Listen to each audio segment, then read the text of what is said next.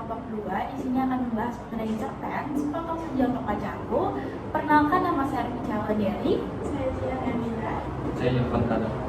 Saya Devia Rizka. Saya Raya Sama. Saya Fiskaria Putri. Nah, di sini kita bakal ngobrol-ngobrol atau mengulas mengenai Sepotong Senja Untuk Pacarku ya. Ya, yang ditulis sendiri sama saya Bira. Nah, kalau boleh tahu kita bakal bahas apa nih?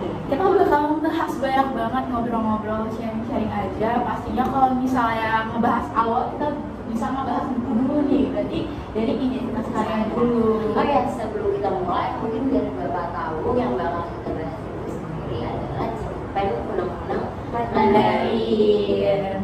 Nah, jadi untuk identitas kalian gimana? Jadi yang pertama itu ada judul dan jelas ada yang terpampar itu Sepotong Senja Untuk Pacarku. Lalu penulisnya sendiri bernama Seno Bumira Aji Dharma. Terus ini tuh diterbitin oleh Perpustakaan Populer Gramedia. Oh iya, emang bener sih kalau di sini Gramedia tuh emang banyak. Iya. Jadi kalau dari sama Gramedia berarti kualitasnya udah tuh dijamin udah lah ya, udah. Apalagi sama Bumira Aji Dharma juga terkenal. Tahun terbitnya tuh 2022 loh. Oh, 2022. 2002.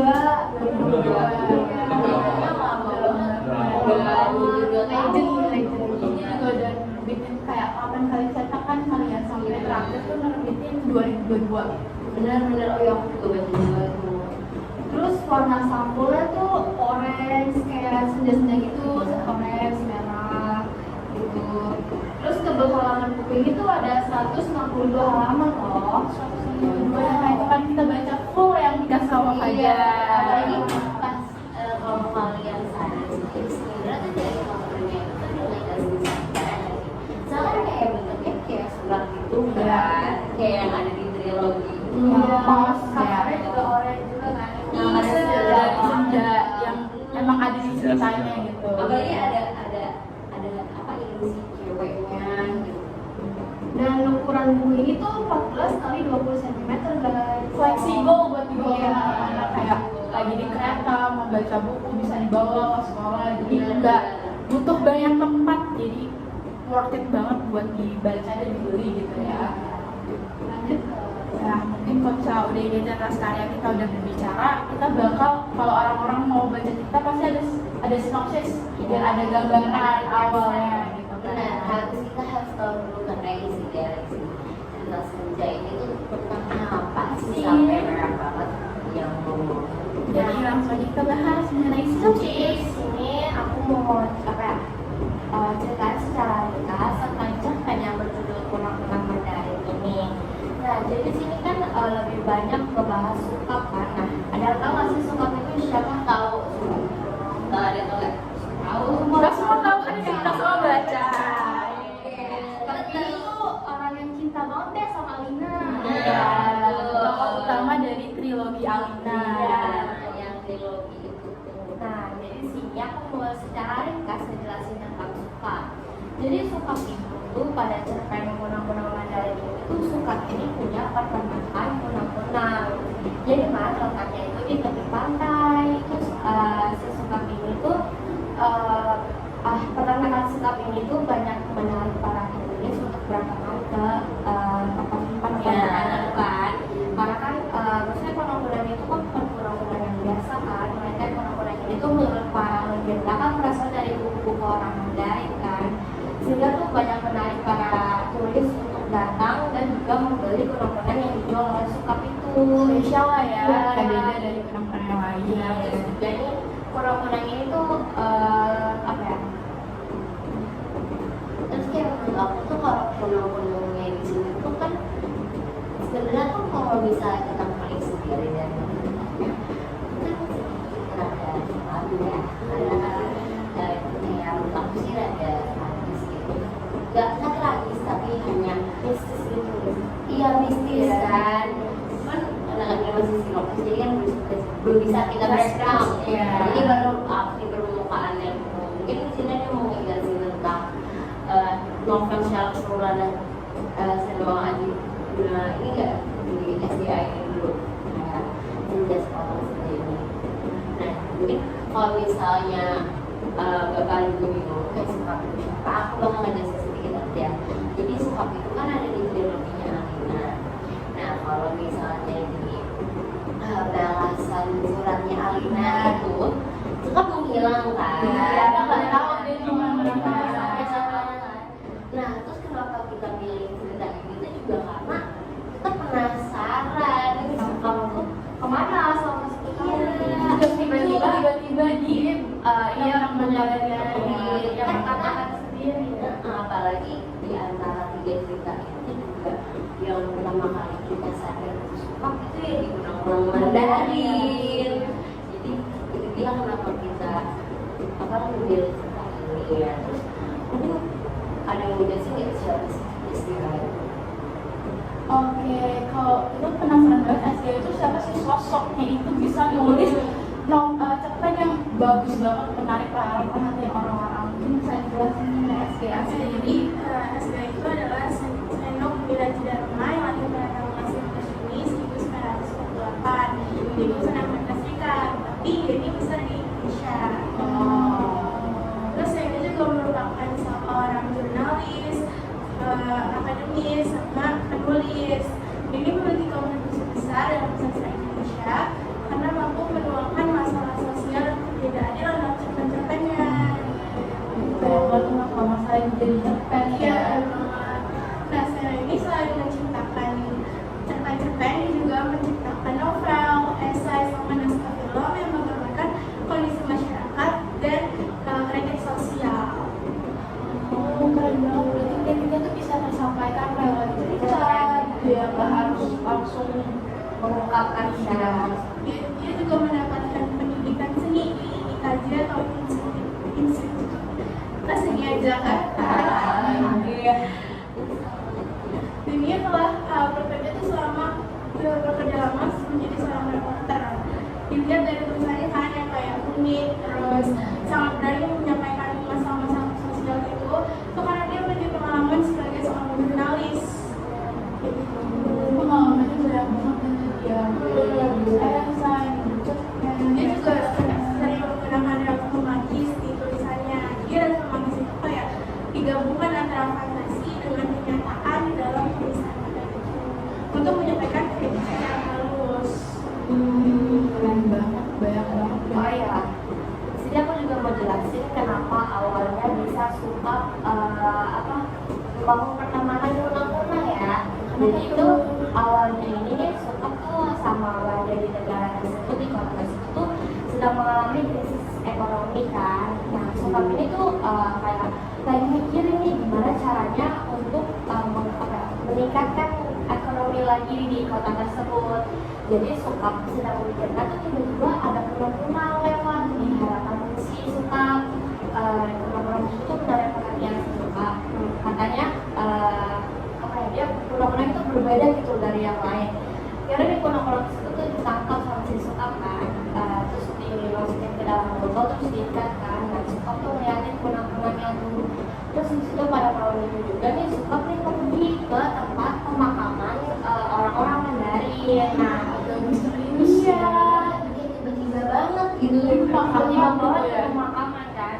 Terus pas Sukap sampai di pemakaman tersebut tuh Sukap beneran melihat kunang-kunang banyak berterbangan di sekitar pemakaman tersebut kan. Akhirnya tuh Sukap nangkep tuh kunang-kunangnya tersebut. Terus lama-kelamaan tuh berkembang, akhirnya jadi peternakan. Iya, terus banyak juga turis-turis yang datang ke peternakan si Sukap. Karena tuh si Sukap ini tuh kayak dia cerita kalau misalnya kunang-kunang itu tuh gak kayak kunang-kunang seperti pada umumnya, melainkan tuh kunang-kunang itu berasal dari tubuh orang Mandarin kan.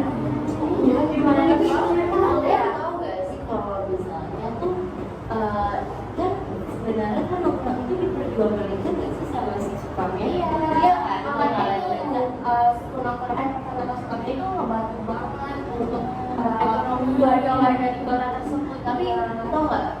Ada salah satu yang beneran bikin aku kayak teringat tentang si Sukapnya ini gara-gara si Sukapnya itu tuh menganggap kalau misalnya tuh untuk kunang-kunangnya itu untuk daerah situ itu ada maknanya sendiri kan.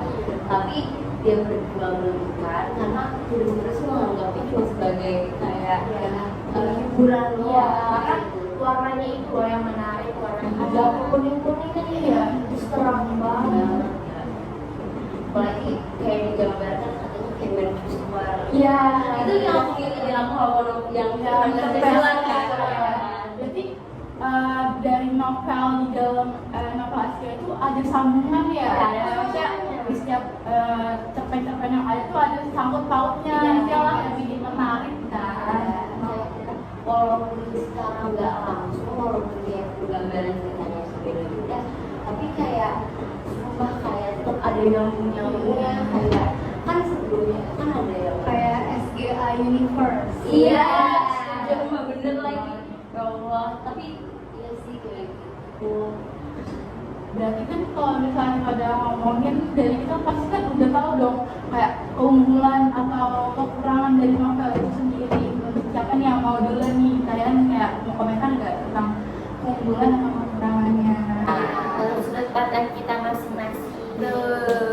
Dari siapa nih? Dari Oke, dari aku lah ya. Kalau aku nih ya pas baca novel Sepotong Senja Pacarku karyanya SGA tuh kayak wow, kayak ngemes banget gitu kan, kayak kata kasarnya, gaya bahasa tuh benar-benar gak harus kita cari gitu, harus kita cari tahu dulu biar kita tahu arti dan maknanya kan. Kayak tapi kekurangannya menurut aku nih ya, buat aku yang kayak sekedar baca terus kayak kalau misalnya nyari itu lama itu kayak apa ya, maknanya tuh kalau kita mau cari tahu tuh lama. Kalau aku kayak mungkin itu kekurangan yang aku pas baca gitu. Berarti kayak kesulitan memahami Iya, beberapa kata gitu. mungkin harus baca lagi, nggak harus satu kali baca gitu. Berulang-ulang ya, Harus biar berulang-ulang biar paham banget. Apalagi pas kemarin kita tahu Fajar kan, itu kan masih ada bingung-bingung. Iya. Nah, Ada simbolnya karena aku juga beberapa kali ketemu beberapa kata di novel itu emang ada beberapa kata yang bikin bingung iya. Nah, mungkin dari aku sih segitu ya. Dari siapa lagi nih dari sini yang mau? Dari si Kak Jihan. Oke, jadi kalau menurut aku kelebihan ini tuh cerpennya itu mampu menggabungkan antara nilai sejarah dengan mitos gitu. Jadi kayak itu tuh bisa tahu maknanya gitu kan. Apalagi kan cerpen ini kan juga puitis banget ya. Jadi kita bisa mendapatkan makna yang mendalam dari cerpen tersebut. Gitu. Nah, kalau kekurangannya menurut aku itu kayak ada banyak pergantian waktu atau dari perspektif orang yang berbeda atau sudut pandangnya itu beda-beda gitu. Jadi bingung sih, kayak harus baca berkali-kali lagi. Ya, kayak antara makna yang kita sampaikan sama makna yang lain tuh bisa beda gitu kan. benar-benar Kalau menurut aku kan nah itu kan kayak di temanya itu kan dari judulnya aja udah terpampang jelas apa Sepotong Senja Pacarku di mana. Cerpen ini kan mengalami cerita tentang percintaan, di mana mudah suka banget kayak di cerpen-cerpen tentang percintaan. Iya. Iya. Bisa narik perhatian Iya anak bener muda banget juga. gitu. Jadi kayak ini kayak percintaan suka banget nih gue kayak sama cerpennya. Nah untuk kekurangan mungkin aku lebih setuju sama kayak Gift nih, mana kata-katanya tuh sulit banget buat dipahami. Jadi kita harus baca ulang lagi supaya kita paham apa maksud dari cerpen itu. Nah, iya. Nah, Dari orang lain. karena kan emang cerpen itu dibuat emang harus dibaca berkali-kali. Kira-kira Dari Davira, Keunggulannya menurut aku pemahaman Seno Aji Budi Darko ini tuh luas banget ya, sampai dia bisa bikin cerpen kayak gini tuh ada pengalamannya juga sih Iya. gambarnya. Nah, menarik sih dari sudut pandang dia bikin dia pacarku ini menarik. Menarik banget. Jadi mungkin dari kekurangannya sendiri apa? Iya sih, sama aku agak bingung sama kata-katanya yang ada di cerpen tersebut. Jadi mesti aku cari lagi nih arti sebenarnya apa sih diskusi biar bisa paham bisa paham gitu ya. Ini kalau aku kan tadi ada beberapa kosakata yang bingung ya. Kalau menurut aku tuh malah kelebihan ya malah. Karena kan itu kayak simbol gitu kan. Simbolnya tuh kunang-kunang. Karena kan menurut aku tuh kalau dari novel sendiri itu kan setiap cerpen tuh punya simbolnya masing-masing. Iya. Kayak aku tuh emang suka novel kayak gitu. Jadi kalau misalnya emang ada novel yang membicarakan sebuah simbol terus dengan dia yang menghubungkan si kunang-kunang ini sama si kayak sifat spiritualitas itu menurut aku tuh kayak keren banget. Menarik perhatian ya. Kayak bener banget, tapi itu kayak kurangnya kan satu sih, karena setiap cerpennya tuh selalu open ending, jadi kayak endingnya tuh terbuka. Apalagi kalau kunang-kunang tuh kan yang di endingnya kayak bayang-bayang tiba-tiba kok bayangan hitam bolok lagi. Nah tapi kalau menurut aku sih tuh kayak nggak tahu itu hantu Atau dari arwah dari atau emang dari dulu atau gimana kan nggak tahu. Itu mungkin kekurangannya kali ya, kita nggak tahu persis ending dari itu tuh apa. Kayak kurang gitu ya. emang harus Oke, kalau menurut aku ini kelebihannya itu yang kayak apa yang kamu bilang kayak bahasa itu yang kayak imajinatif gitu loh, kayak apa menarik, iya menarik para pembaca, kayak tertarik banget tuh sama cerpennya, kayak kosakannya tuh bagus banget ya, apalagi tuh dalam cerita kunang-kunang Mandarin yang dimana tuh mungkin kunang-kunang tersebut tuh bisa menarik para pembaca untuk mengetahui lebih dalam lagi apa sih ini kunang-kunang yang berasal dari buku orang Mandarin itu. Terus kalau kekurangan itu sama sih, aku setuju kayak ini, kayak kosakata itu masih belum terlalu dipahami itu. Menariknya juga dari stok sidang pacarku banyak banget tuh dijadiin buat bahan jurnal, bahan fiksi yang itu benar. Jadi sekeren itu dan karena ada nilai sejarahnya, ada nilai sosial, ada sindir-nyindirnya juga ada. Lengkap di situ kan, yang jadi satu buat cerita yang anak muda juga bisa jadi perhatiannya gitu kan. Kita udah ngomong banyak banget ya, ngobrolin banget ya, tapi seru dan tinggal akhir atau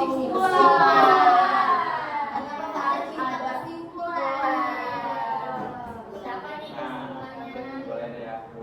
Oke, jadi kesimpulannya itu jadi kan pada cerpen kunang-kunang Mandarin itu pasti penulis ingin ngapain pesannya buat para pembaca.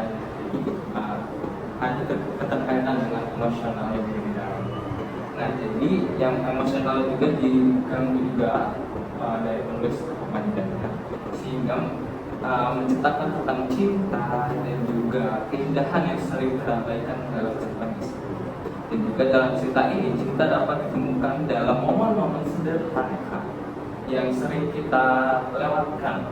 Jadi menunjukkan betapa pentingnya menghargai keindahan di sekitar kita. Bahagia itu juga sering muncul dalam hal-hal kecil yang kita lewatkan.